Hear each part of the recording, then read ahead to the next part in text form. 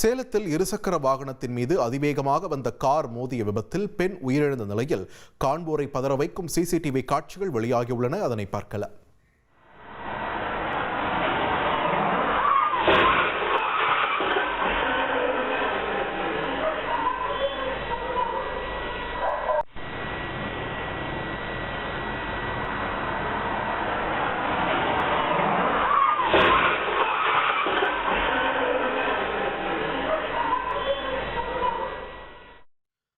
தொடர்ந்து கூடுதல் தகவல்களை வழங்க இணைகிறார் எமது செய்தியாளர் தமிழ்ச்செல்வன்.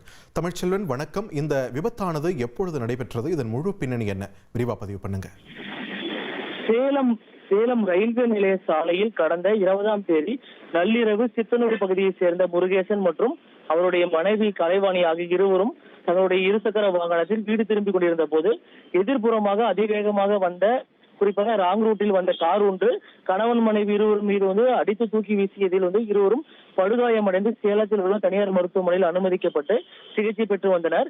இந்த நிலையில் சிகிச்சை பலனின்றி தற்பொழுது கலைவாணி உயிரிழந்த நிலையில், மேலும் முருகேசன் தற்பொழுது உயிருக்கு ஆபத்தான நிலையில் சிகிச்சை பெற்று வருகிறார். இந்த நிலையில் அந்த காரை இயக்கி வந்தது சேலம் ரயில்வே கோட்ட செயல்பாட்டு மேலாளர் சபரீசன் என்பது தெரிய வந்திருக்கிறது. குறிப்பாக இது தொடர்பான சிசிடிவி காட்சிகள் வெளியாகி பெரும் பரபரப்பை ஏற்படுத்தியிருக்கு சொல்லலாம்.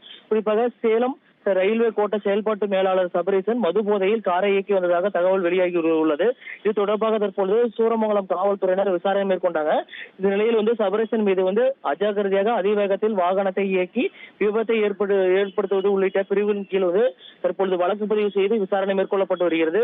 இந்த நிலையில் அதிவேகமாக காரை இயக்கி இருசக்கர வாகனத்தில் வந்த தம்பதியினர் மீது மோதும் காட்சிகள் தற்பொழுது வெளியாகி பெரும் பரபரப்பை ஏற்படுத்தியுள்ளது. நன்றி தமிழ்ச்செல்வன், உங்கள் விரிவான தகவல்களுக்கு.